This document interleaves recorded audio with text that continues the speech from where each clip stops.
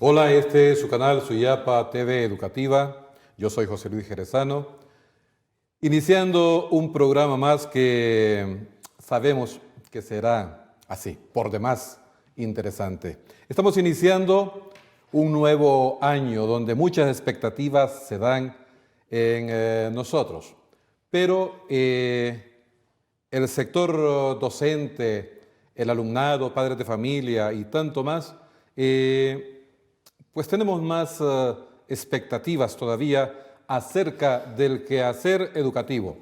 Hoy tendremos un programa que ha de ayudarnos a poder visualizar un poco cuál es la expectativa, la perspectiva docente para este año 2018. Sobre todo que donde hemos tenido a nivel de autoridades máximas de esta Secretaría de Educación,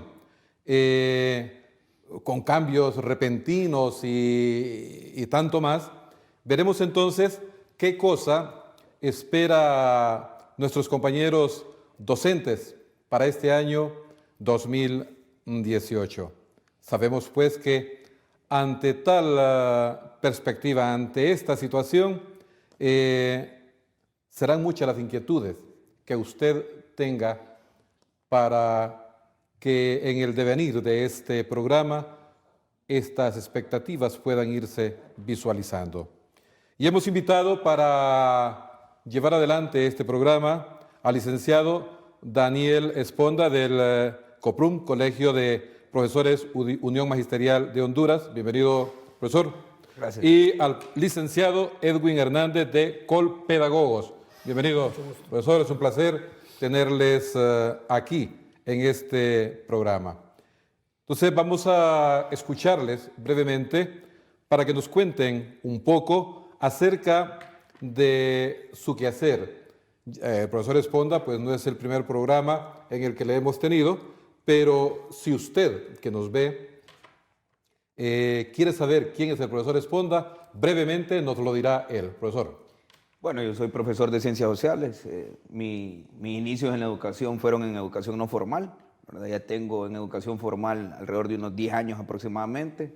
Me trabajo en el Técnico Honduras, me desempeño como coordinador académico de la jornada vespertina y ese es más o menos nuestro quehacer. En este momento ocupamos la Secretaría de Formación del Colegio Magisterial que pertenezco.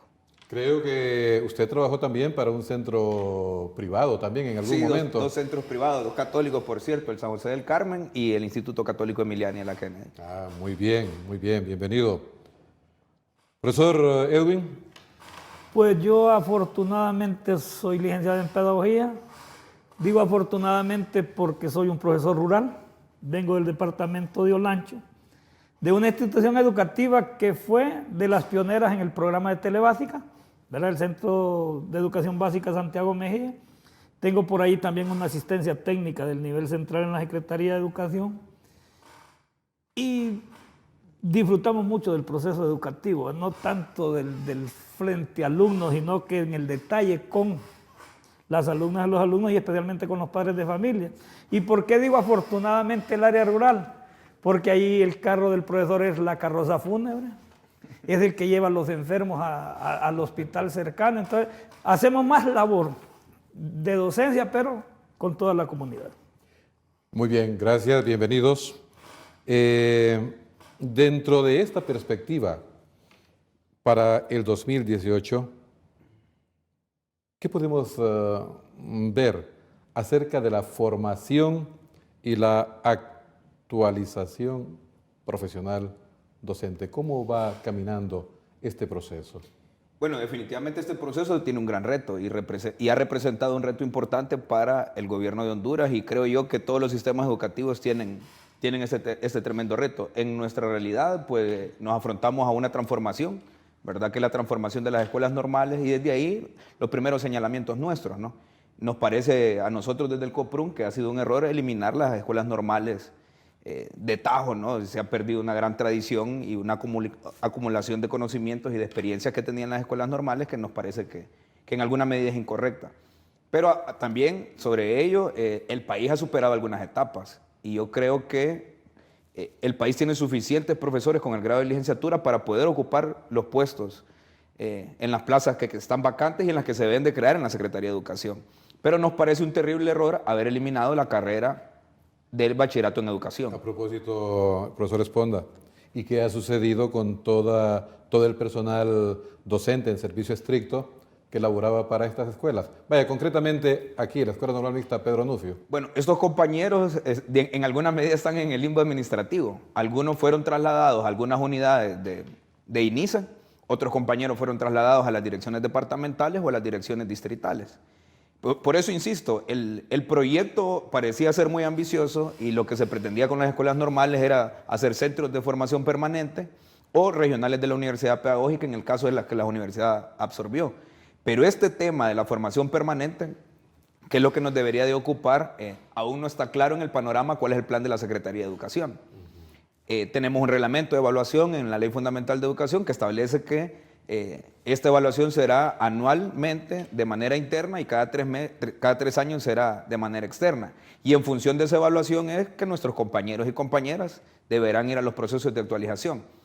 Pero pienso que de ahí también debe de haber un análisis y debemos de poner las bardas en remojo, ¿no? Es decir, la Secretaría de Educación ha carecido realmente de un programa de formación permanente de docentes.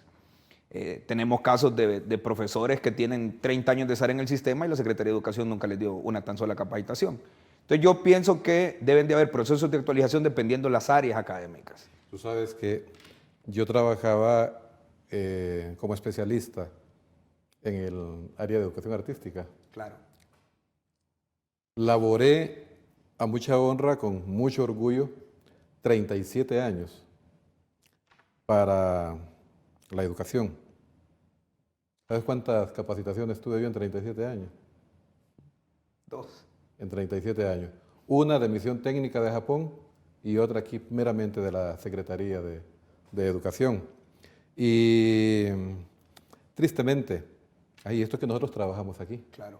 En la capital. ¿Qué me puedes decir del área rural? Pero de esto quien mejor nos puede hablar es el licenciado Hernández. Bueno, es que las perspectivas van a venir en función de lo que el Estado puede ofrecer. Correcto. Y según mi punto de vista, el Estado está ofreciendo muy poco. Casi nada. Y no va a ofrecer más que los salarios. La expectativa está en función de cómo nosotros vamos a mejorar el andamio, le dijimos nosotros, el andamio educativo, porque vamos a nuestros centros de trabajo, ¿verdad? Y que vendemos nuestra fuerza de trabajo con todo amor, pero nos encontramos con la primera limitante: niños y niñas con deficiencia en todos los sentidos, porque tienen hambre, tienen sed, no tienen calzado, no tienen uniforme, y nosotros, los profesores empedernidos, exigiendo que el niño tenga un uniforme y tenga zapatos, cuando ni siquiera hay algo que llevar al estómago. En cuanto a la profesionalización de las compañeras y de los compañeros, hay otra situación que hay que reconocer. Aquí todas las maestrías y todos los posgrados son privados. Entonces un compañero va a hacer una inversión de 3.000 mensuales, mínimo, de 3.000 mensuales, durante 2 años, para que venga la Secretaría de Estado y le pague el mismo salario. Siempre. Entonces, ¿dónde está el incentivo para el compañero? Entonces, ¿queremos mejorar los procesos educativos? Bueno, démosle primero mejor profesionalización a las y los docentes, pero el Estado no nos da eso. Segundo lugar, la infraestructura básica del centro educativo. Nosotros allá trabajamos en la zona del Espaguara, en Olancho, y si queremos hacer un servicio hay que tomarse la carretera para pedirle bus por bus, carro por carro, que nos regalen $1 para tener algo para el servicio. Así como se resuelve Entonces, casi todo acá. Sí, y entonces el Estado no está dando más que los salarios, y atrasados, por cierto. Pero no es la función del salario como ser la que nos motiva a nosotros, porque nosotros ya nos hemos alejado un poquito del caso de la cuestión económica. Nos vamos siempre a lo de la infraestructura, nos vamos a las facilidades, nos vamos... Sí. Mire, en el caso de Olancho, quieren que trabajes, se tienen una regla ahí, que es, si hay 5 profesores, tiene que haber 200 alumnos, y te tiran a la tasa de 40. Entonces, yo les digo a los compañeros, no, me hablan otro séptimo, y den 20 y 20, porque es la comodidad, o sea, el tipo de enseñanza que queremos dar, creemos que debe ser la adecuada. Entonces, si vamos a las perspectivas, solo el sueño de nosotros los docentes por tener una mejor expectativa. Ahí nos quedamos con este sueño por ahora, porque esto nos da la idea un poco de cómo está la situación y lo que viene más en este programa.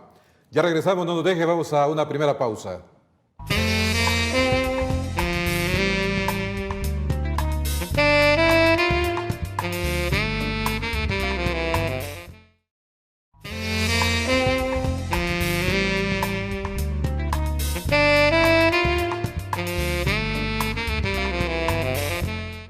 Regresamos a su programa Educadores, su canal Suyapa TV Educativa, con los licenciados Daniel Esponda y Edwin Hernández, hablando acerca de la perspectiva docente para este año 2018.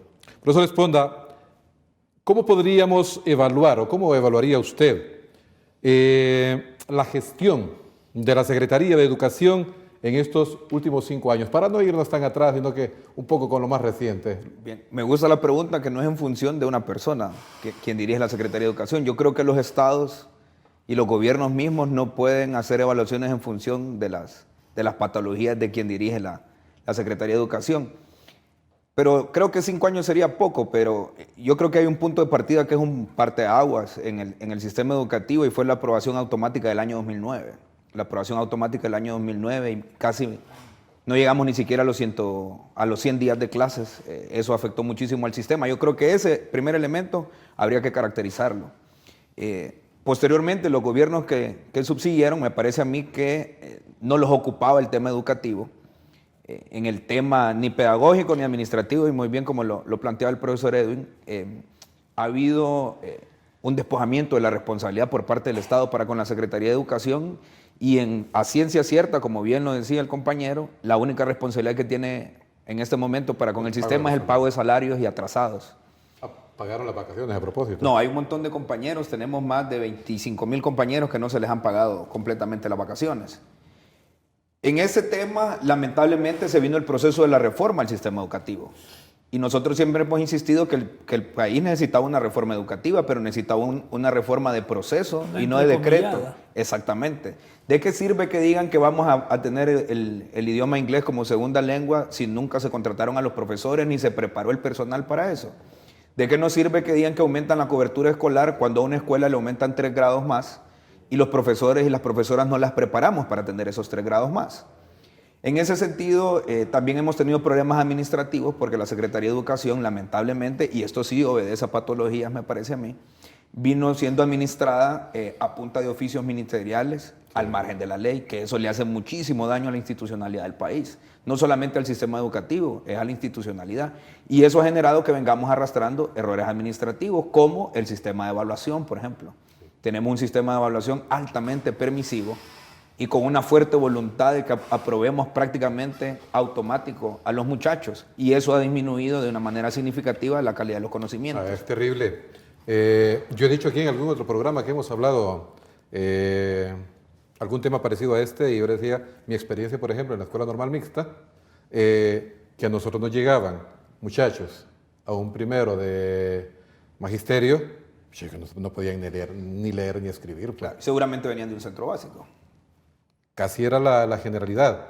Entonces, se pueden imaginar ustedes entonces el trabajo que teníamos nosotros ahí, desde tener que empezar a enseñarles a leer y escribir en primero de magisterio. Y ni hablar del tema de la caligrafía. No, pero eso es otra cosa. Bueno, a ver, profesor. Sí. A ver, vamos. Bueno, primero, insisto yo en que, y no solo la educación, tiene abandonada la salud y las artes. Claro. Entonces, de hecho, ya es un Estado que no tiene algún interés mínimo siquiera por la educación, la cultura y las artes. Entonces, ¿qué podemos empezar o esperar de un Estado que excluye la cultura y las artes? Entonces, por ahí estamos arruinadas en primer lugar. Segundo lugar, el hecho de haber formado centros de educación básica y no haber actualizado a los docentes es donde vino el desastre. Así en una forma peyorativa, discriminatoria, dice Daniel, y vienen de centros básicos. Entonces, podría ser.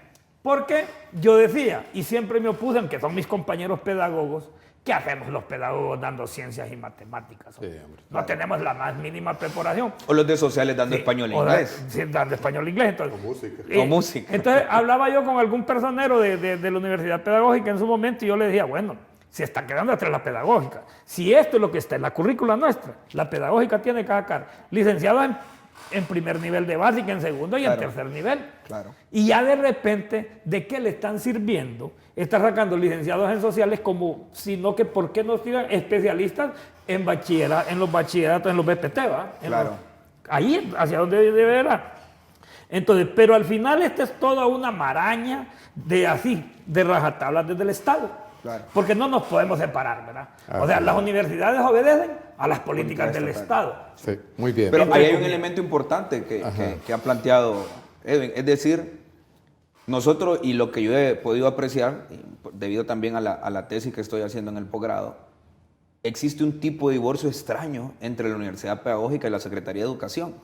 Pero lo que yo he logrado identificar es que no es un capricho de la Universidad Pedagógica, es más como un capricho de los que llegan a administrar la Secretaría de Educación, porque y nosotros tenemos una fortaleza. Sí, no, es que ahí hay que meterle la cuestión. Claro. Primero le pusieron un rector de una universidad del Estado siempre, Claro. de Agricultura. Sí. Y Un después, ministro. Sí, un ministro, ¿verdad? Que no tiene nada que ver con la pedagógica y que es competencia de la pedagógica. Claro. Y después nos ponen una ministra que es de las grandes autoridades de la universidad y que definen la temática universitaria. Y que es médico, no es entonces, docente. y que entre ambos se han querido comer el Consejo Superior Universitario. Ok, pero ante esto, profesor Esponda, ¿cuáles consideraría usted entonces que deberían ser los principales temas o áreas de desempeño pendientes de la Secretaría de Educación? Bien, mire, en primer lugar creo yo que aquí pasa por instalar una mesa sectorial de todos los actores del sistema educativo. Ajá. En segundo lugar, definir un programa o un proyecto que nos dé resultados a corto, a mediano y a largo plazo. El problema es que cada ministro que llega o cada gobierno que llega pretende inventar el agua caliente. Entonces, ¿qué sucede? Hay tres áreas que me parece a mí que son fundamentales. El gobierno solo está preocupado en este momento por el tema de la cobertura, que no está mal, tenemos que aumentar la cobertura. Pero aumentar la cobertura no puede estar sobre el tema de la calidad, es decir, es un tema que debe ir en conjunto. El segundo elemento, además de la cobertura, es el tema de la calidad. ¿Cómo vamos a tener calidad? Bueno, con un programa sostenido de administración de los centros educativos en la parte de infraestructura, en la parte académica y en la parte financiera. Los centros educativos tienen más de 8 años, vamos para 9 años, que no tienen un tan solo lempira para comprar una hoja de papel. Nuestra Secretaría de Educación es la única Secretaría de Educación del mundo que yo sepa que prohíbe a los docentes pedir libros de texto a sus estudiantes. Y no está entregando libros de texto. Es decir, la Secretaría de Educación de Honduras no tiene un taller litográfico ni tiene un sello editorial para producción científica. Los profesores hondureños estamos escribiendo, pero estamos escribiendo desde nuestros propios esfuerzos. Bueno, y entonces los textos que se manejan en las escuelas, porque yo voy aquí a un área rural aquí cerca de Tegucigalpa y yo miro a los muchachos ahí, a los niños con textos todos ellos. Generalmente... Hay magia. Sí. Ahí hay magia de parte de los docentes. Sí. Mire, el profesor en su momento pide que entre 4 niñas y niños compren un texto y que lo compartan. Claro. Y como parte de la evaluación final done el libro. Entonces, eso no es donado por la No es Secretaría. del Estado. Ah, Ahora, ya. yo sí tengo un ejemplo que tengo que defender. Como le digo, tengo 20 años con Telebásica. Ajá. Y nosotros tenemos CD de Telebásica, tenemos pantallas de Telebásica, tenemos equipos de sonido de Telebásica y ahora, a partir del año pasado, libros de texto de Claro, De Telebásica. Telebásica, correcto. Y eso se aplaude. Claro, porque aquí nos pasa un facilitan tema. los procesos. Pero aquí pasa un tema. Y hay algunos libros de matemáticas y español en los centros. Y de paso, no solo que es de calidad también la Claro. producción. Sí, eso es. Pero vean el terrible problema. Eso es como, o sea, yo lo miro, está bien. Es más, todo el que quiera venir a aportar al sistema educativo es bienvenido. Pero al Estado de Honduras le debería dar vergüenza que necesitamos cooperación externa para que nos donen libros. Miren, y yo creo que aquí es donde yo insisto en que hay que sostener un programa en ese tema. La producción de libros sería súper económica en el país Sí, hombre, si la Secretaría definitivamente. de Educación Ahora, tuviera su taller. en Con tanto relación- talento también que puede Exactamente. escribir. No, y en relación a la pregunta, yo solo la difiero a una respuesta, ¿verdad? Que es currícula. Exacto, Así y ese es el Porque otro mira, punto. una vez definamos currícula, definimos texto y de dónde van a quién financia Ok, los textos. muy Y bien. encima de la currícula habría que definir dos cosas. Ah. Primero es qué queremos hacer con nuestros muchachos en la parte personal, es decir, O qué va- estamos construyendo. Exacto, qué valores estamos entregando a la sociedad. Y el Muy otro bien. elemento es Después del sistema, ¿a qué van a ir? ¿Al siguiente nivel educativo o van a ingresar a la vida A económica? vender su fuerza de trabajo. Bien, entonces vamos a ver, porque ustedes están opinando así muy efusivamente acerca de esto, pero vemos un poco también las organizaciones magisteriales actualmente, dado precisamente este bajo nivel de convocatoria y un distanciamiento con la base del magisterio. ¿Cuál es actualmente, sobre todas estas perspectivas y de todo esto que están hablando ustedes, la posición y la función de las organizaciones magisteriales? Bueno, en primer lugar, las cosas hay que llamarlas por su nombre. Y yo creo que esta nueva generación de dirigentes no hemos tenido miedo de decir las cosas como son. Y enfrentamos la base. Exactamente. Mira, existió un fuerte proceso de burocratización de nuestros compañeros exdirigentes y hasta cierto punto sabemos que hubieron procesos de corrupción. Eso se De hecho, entiende. de lo que se valió el Estado entonces para darnos la puñalada precisamente con esos certera. actos de corrupción. Exactamente. Y eso hay que limpiarlo. Pero pasa otro tema también que me parece que hay mucha hipocresía en este tema. Yo soy fiel creyente de democratizar las culpas. Por ejemplo, decían, los dirigentes robaron en el IMPREMA. ¿Quién ponía el director ejecutivo del IMPREMA? El gobierno. Claro. Habían nombramientos al margen de la ley en las direcciones departamentales. Las juntas de selección las integraban las organizaciones magisteriales y el gobierno, pero al final quien estampaba la firma y el sello era el secretario departamental Pero también y el director. había una cosa que a mí me llamó la atención también. Siempre y cuando el presidente del colegio magisterial, que estuviese de acuerdo, se había convertido ya como en una rutina, que terminando su periodo al frente del colegio magisterial pasaba a trabajar automáticamente, Totalmente. a trabajar al IMPREMA, Estamos de como ha acuerdo. pasado con nuestros expresidentes de la República, que de aquí al Parlamento Centroamericano. Estamos de Mire, acuerdo. y yo voy a decir una cuestión aquí de muy reciente. Y sí, tenemos un colegio magisterial que tiene un presidente para siempre. Increíble en Honduras, ¿va? Sí. ¿Cómo es que la palabra que no sé qué palabra? Vitalicio. Sí. Vitalicio. En caso de otro colegio magisterial, vacaron 10 compañeros de la Junta Directiva Central, ahora son miembros de un instituto educativo del mismo colegio magisterial con salarios diferentes. Entonces, como que todavía no hemos roto ese esquema. Y entonces, en función de la autocrítica, lo vamos a dejar, y que tampoco somos chigüines, decimos claro. los lanchanos, ¿verdad? Entonces, pero ¿qué es lo que resta aquí? Es bíblico que dice que hay de aquel que puso la mano en el arado y volvió a ver atrás, ¿verdad? Entonces, aquel no me cree esas frases, por cierto.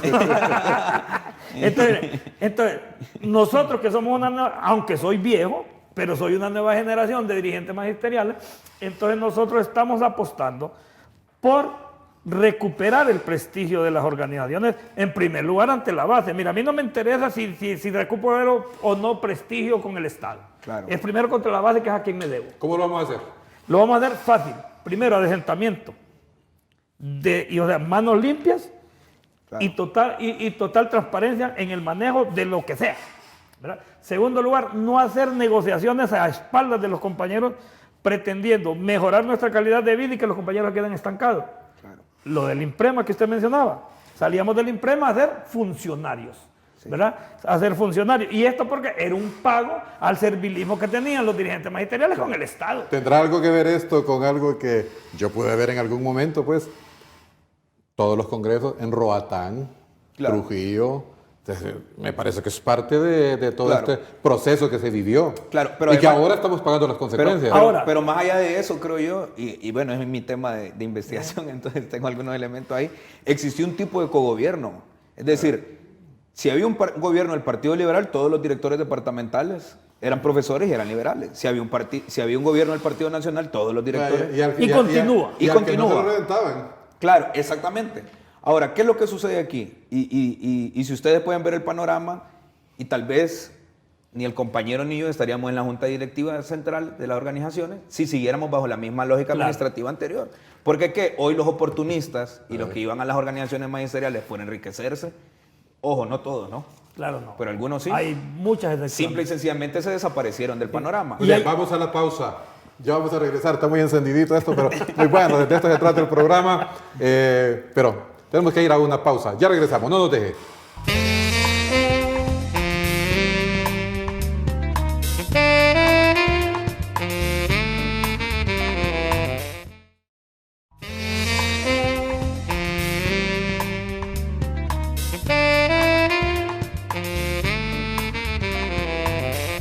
Regresamos con su programa Educadores. programa que, tal como se los anunciamos, estaría muy bueno, muy bueno. Y vamos a una pregunta ahora interesante que argumentemos acerca de ello. Acerca de la alta reprobación en estos concursos docentes, de cara a las argumentaciones en función de un proceso viciado y no certificado. ¿Quién tiene la razón? Y que de eso debe asumir cada parte. Bueno, en primer lugar, quiero decir que desde hace mucho tiempo hay una campaña de desprestigio contra la carrera docente. Eso. Segundo lugar, mira qué paradójico.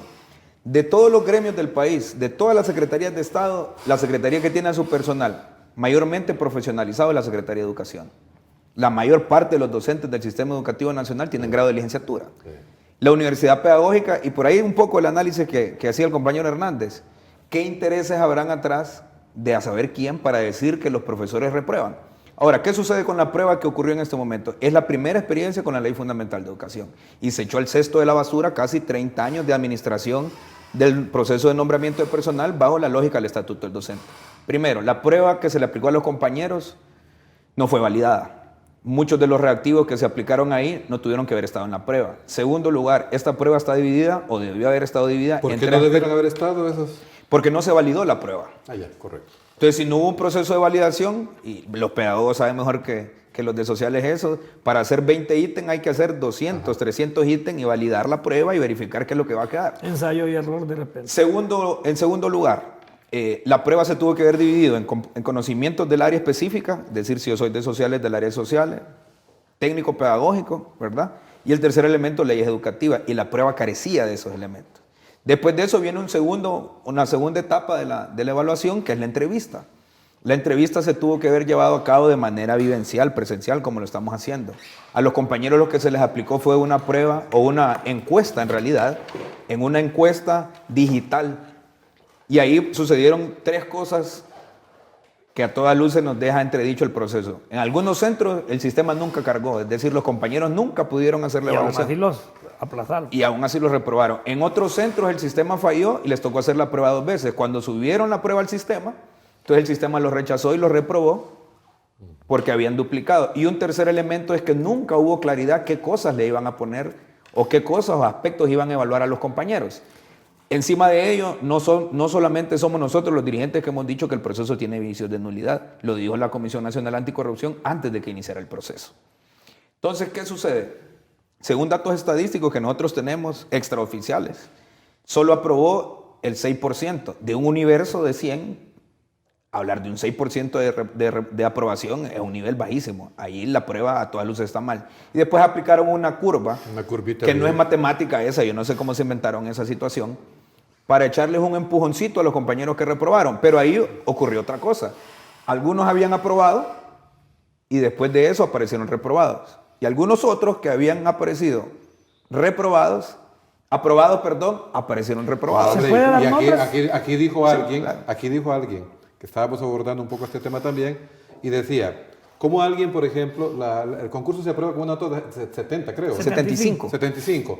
Entonces alguien con la prueba original, con todos los vicios de que ha estado diciendo usted, por ejemplo, había sacado una nota de 76, 77, por ejemplo, y con esta curvita que aplicaron, esas personas se vieron seriamente afectadas. Claro. Entonces, decían, es injusto desde todo punto de vista. Claro. Entonces, ¿cuál es su opinión al respecto? Yo soy hermético y así bien tajante con las respuestas. Mire, A ver, el producto de estas pruebas, de estas evaluaciones a los compañeros docentes, no lleva otra cosa más que generar estudios universitarios a nivel privado para docencia. Si usted se fija ahorita, no hay universidades que estén formando docentes en ninguna de las áreas. ¿Por qué entonces aplazar a los egresados de pedagogía de la autónoma y a todos los egresados de la universidad pedagógica?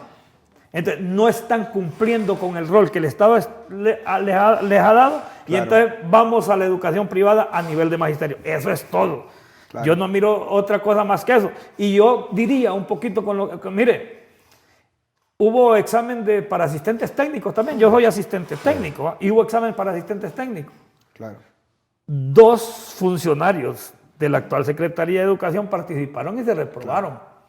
Pero en el listado aparece que aprobaron. Puedo dar nombres, pero no me gustaría. Claro. Y uno aparece en el 7º lugar. Sí. Como secretario general de la Secretaría participó de un concurso, o sea... Sí, y entonces las situaciones están ahí, o sea, no está lejos, o sea, desde ahí sabemos que es manipulado. Afortunadamente, la Junta Nacional de Selección Docente se paró en 30 y como ellos son los encargados de hacerle la entrevista y el resto dijeron no se la hacemos porque el concurso es ilegal. Y la Junta Nacional de Selección solicita a la Secretaría dejar sin valor y efecto el concurso. Claro, eso traería otro nivel de discusión también, porque hay compañeros que de una u otra forma fueron bien evaluados y ellos tendrán su derecho. Claro, y otro elemento ahí es que la Junta Nacional de Selección solicitó a una entidad, a una dependencia de la Secretaría de Educación, que es precisamente la evaluación, que si no me equivoco dirige Denis Cáceres, que hiciera una evaluación sobre la prueba y la prueba apareció con muchísimas fallas. Yo creo que a raíz de eso dirigía Denis Cáceres. Dirigía, sí. Sí, correcto. Muy bien. Como estamos hablando acerca de estas perspectivas, profesor Esponda, ¿cómo se percibe entre los docentes el nombramiento de las nuevas autoridades de la Secretaría de Educación? Bueno, todo cambio genera expectativas, ¿verdad? Eso es natural en los humanos. Y volvemos a lo que planteamos al inicio. Una patología no debe de generalizar, creo yo, grandes expectativas porque hay una política de Estado establecida ya, ¿no? Y eso es lo que a nosotros como dirigentes nos preocupa.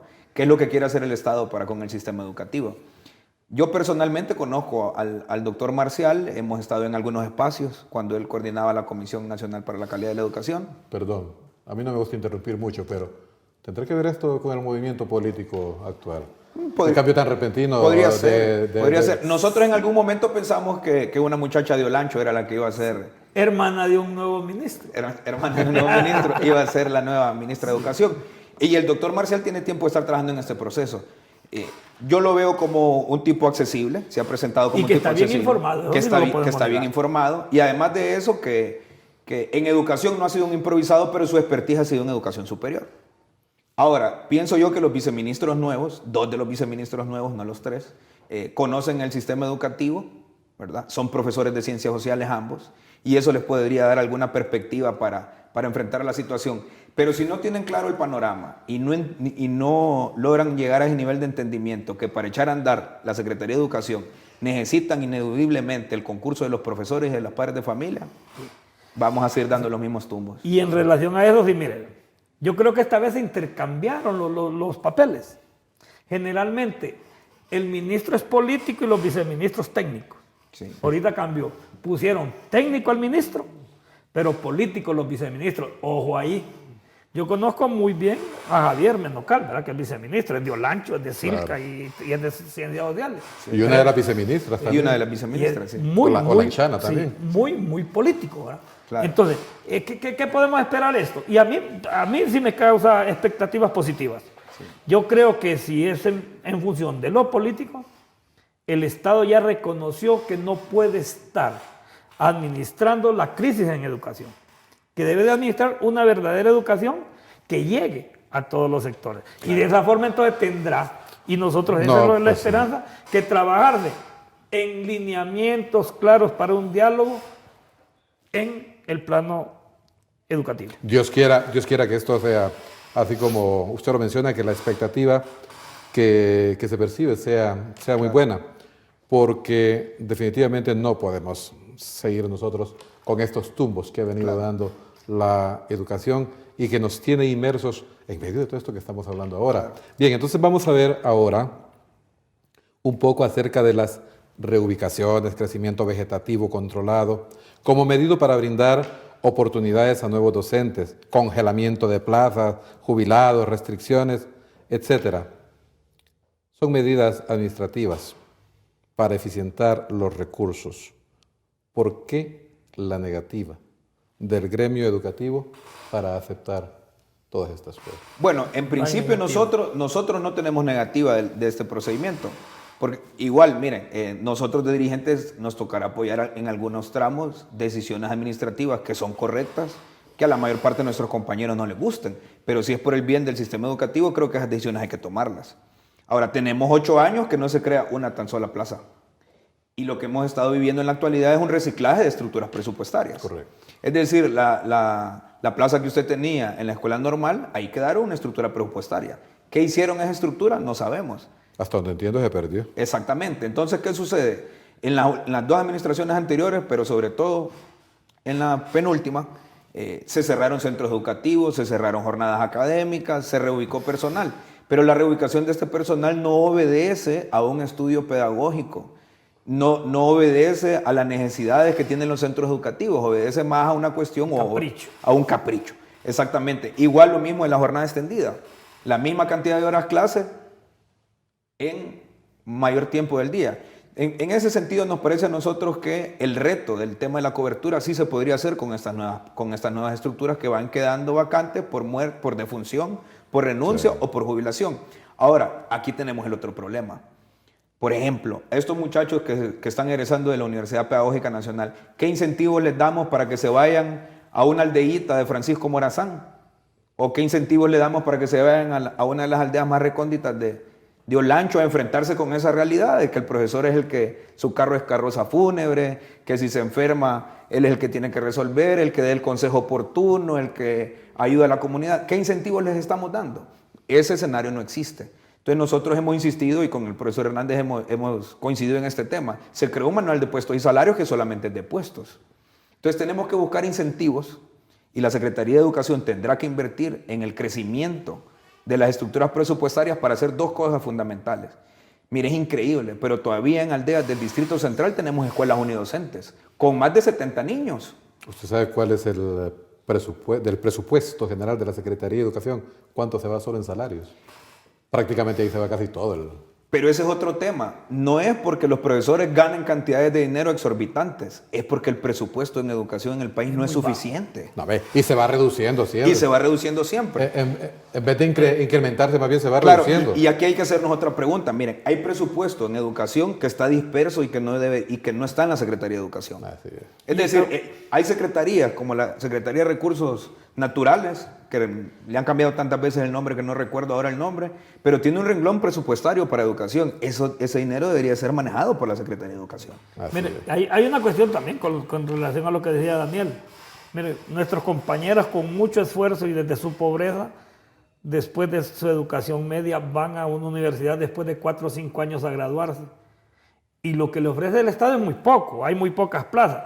Y aparte de eso, van interinos, 2 años. O sea, ellos están en el limbo. Y aparte de eso, un muchachito que llegó por mucho a 6º grado gana más que el profesor. En el caso de los policías militares, ¿en qué se está invirtiendo? Claro. Una pregunta, ¿ese interinato de esos 2 años ahora es producto de la ley fundamental? Claro. Que le escribió el actual ministro. Claro, y aquí hay otro elemento que la gente no plantea, que nosotros sí lo queremos dejar claro. Mientras estos compañeros están interinos, no tienen derecho a todos los salarios. Correcto. Les pagan proporcional el mes de diciembre y el mes de enero. Y van a evaluarse. Perdón, no se les paga el mes de diciembre y el mes de enero. Y las vacaciones son proporcionales. Exactamente. Profesor Hernández, las organizaciones magisteriales, ¿cree usted que realmente tienen una verdadera preocupación ante esta situación que estamos viviendo?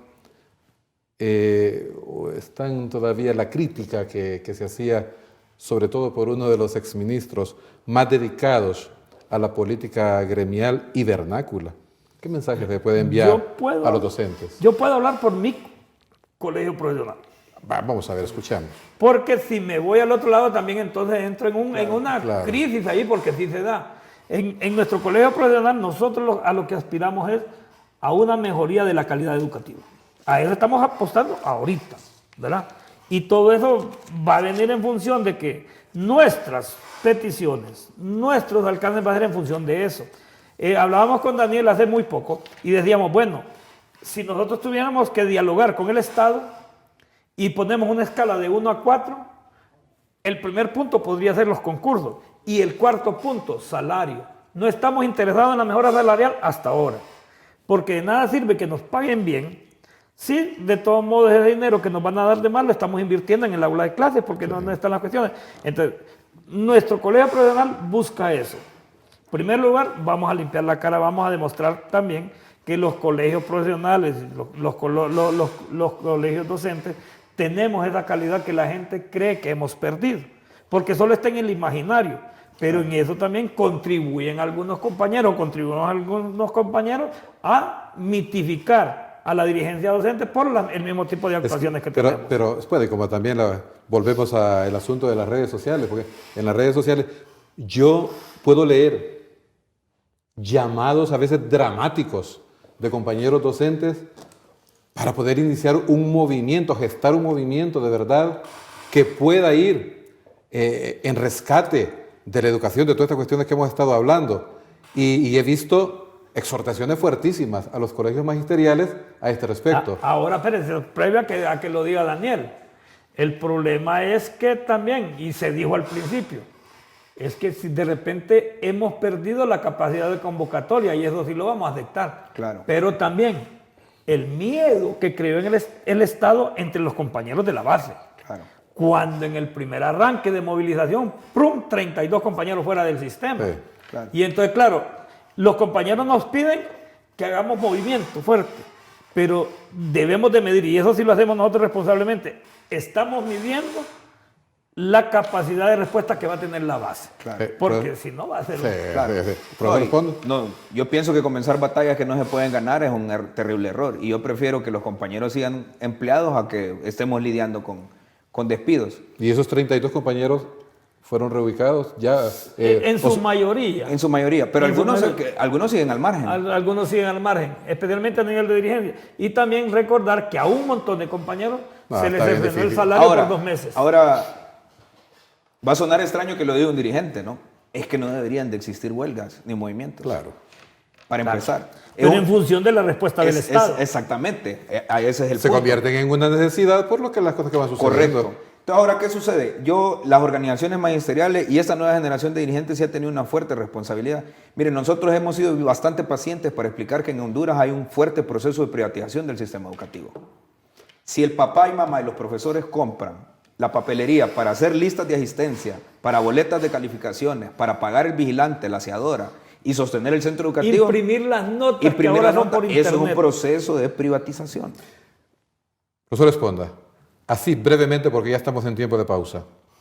¿Cómo están subsistiendo los colegios magisteriales con la quiebra económica a que lo llevó la Secretaría de Educación en su momento? En primer lugar, queremos decir que ese proceso de la Secretaría, impulsado por Marlon Escoto, es una violación a la libertad sindical y a todas las libertades de organización que tenemos los docentes y todos los ciudadanos hondureños en las leyes del país y en los convenios que Honduras ha firmado en esa materia. ¿Cómo están subsistiendo los colegios? Subsistimos porque nos estamos ganando el respeto y la confianza de nuestros compañeros que de manera voluntaria están cotizando en los centros, en los bancos. Lo que deberían cotizar. Exactamente. Y no los 50 pesos Es más, que quedaron aprobados. Y ojo con esto, por ejemplo, nosotros recibimos un déficit fuerte en el COPRUM y nosotros hoy estamos en números positivos y a todos nuestros compañeros y compañeras que están al día con sus cotizaciones tienen sus seguros y tienen su fondo de retiro. Ya no está en venta el edificio entonces. Bueno, el edificio es un tema que, como fue una hipoteca, nosotros estamos conscientes y en eso no queremos mentir a nuestros compañeros. Desde que nuestra junta directiva asumió el cargo, sabíamos que el edificio había que entregarlo al INPREMA porque ya es una cosa financiera. Claro. Sale más caro rescatarlo que entregarlo. Entonces, preferimos nosotros entregar el edificio en dación, invertir ese dinero que podemos pagar de intereses en nuestros afiliados y seguir modestamente como estamos administrando el instituto a ir a hacer una cosa de loco solo por guardar una imagen de mantener el edificio. Exacto, muy bien. Vamos a una pausa, ya regresamos. No nos deje.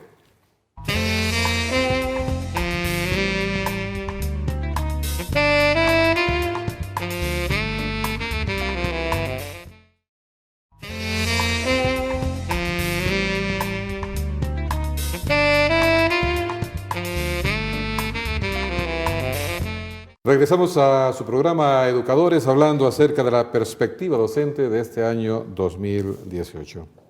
Realmente hemos visto una panorámica bastante interesante con cosas buenas que esperamos, pero también con un panorama también en algunos aspectos sombrío cuando nos remitimos a la infraestructura, cuando nos remitimos a la falta de docentes.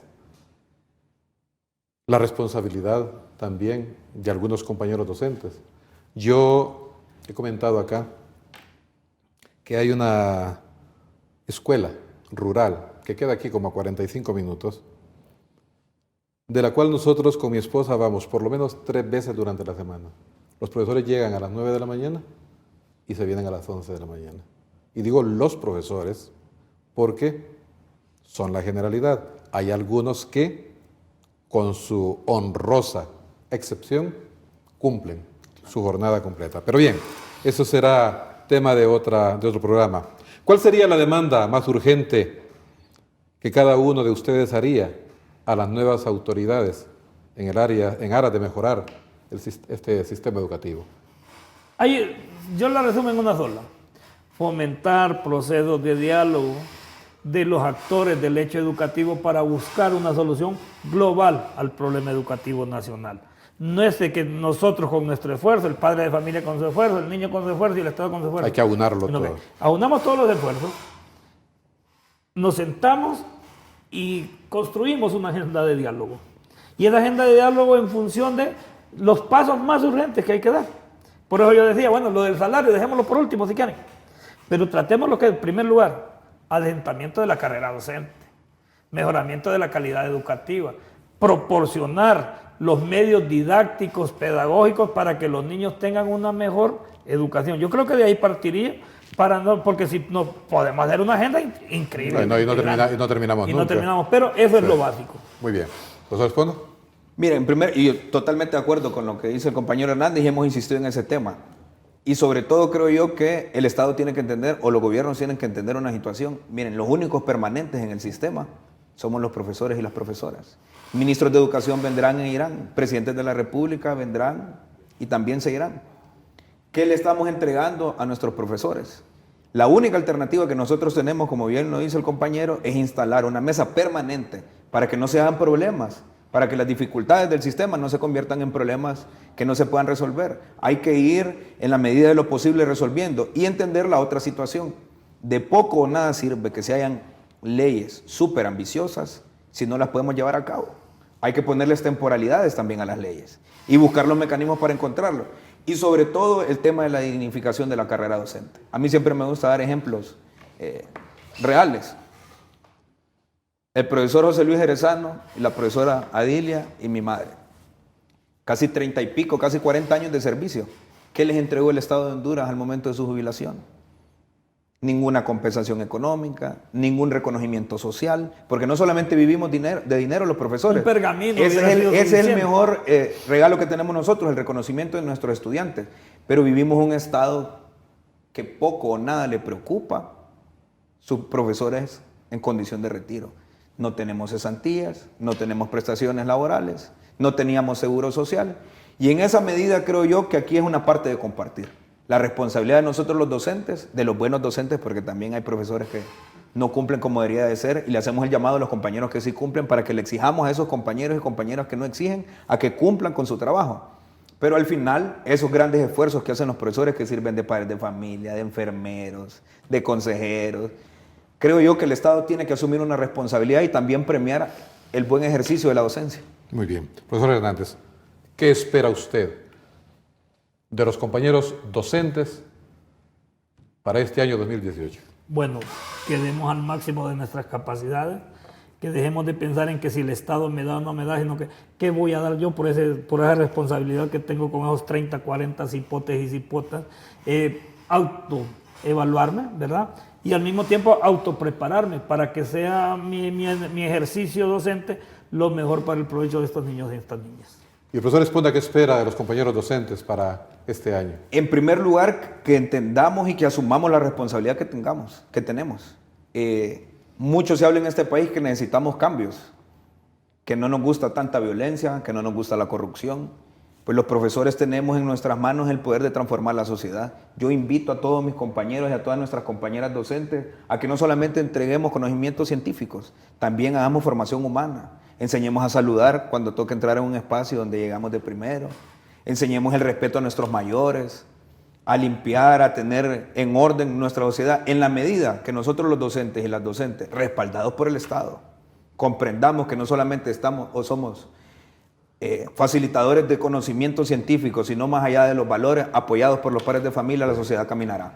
A los compañeros docentes, quiero compartir algo alrededor de lo que usted decía en este momento, profesor. Alguna de las autoridades en algún momento me llamó para felicitarme un poco por el trabajo y me decía, profesor Jerezano, usted está haciendo algo que algunos compañeros suyos descuidan, la parte de orientación y formación. Y decía, para los compañeros, la clase que nosotros impartimos, la asignatura que nosotros impartimos, cualquier docente que se haya preparado, que tenga la capacidad profesional, que tenga las competencias necesarias, pues más o menos, poquito más, poquito menos, lo puede hacer. Lo que no hace la gran mayoría de maestros es esta parte formativa, porque no podemos llenar la cabeza de estos muchachos y muchachas que la sociedad ha puesto en nuestras manos y llenarlo solamente de conceptos teóricos, sino este proceso formativo, humanizador, claro, que pueda llevar adelante estos valores que tienen que ver con la educación. Sus palabras de despedida, profesor. Bueno, en primer lugar agradecer que estos espacios son los que nos hacen pues decirle a la población o comunicarle a la población nuestro esfuerzo, ¿verdad? En segundo lugar, el llamado sí a los compañeros docentes, demos el máximo de lo que tenemos, eso no puede ser. Y a los compañeros de la base, pues, que esperen lo mejor de nosotros.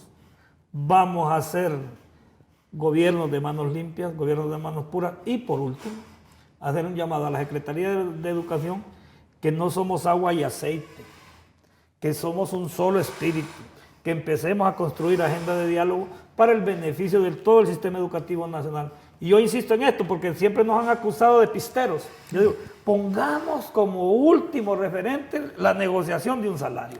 Es la tercera, cuarta vez que lo ha mencionado usted en este programa, sí, ya. Porque nosotros nosotros estamos, en vez de que me paguen más, que me mejoren las condiciones para dar mi servicio a mis niños y a mis niñas. Claro. Sí, profesor, responda. Bueno, en primer lugar, definitivamente el compromiso que tenemos para con el sistema educativo, hay que reforzar ese proceso. Lamentablemente transitamos en algún momento por las veredas de pensar que esta carrera era para salir de la pobreza. El magisterio nos da, creo yo, lo suficiente para vivir dignamente, pero no nos vamos a hacer ricos económicamente, nos vamos a hacer ricos en otros menesteres como el agradecimiento de los padres de familia, de los estudiantes y esa gran satisfacción de ver a nuestros muchachos superarse. Yo quiero insistir en una cosa a los compañeros. Aspiremos a tener un sistema educativo como el finlandés o el japonés, pero no estamos en ese momento.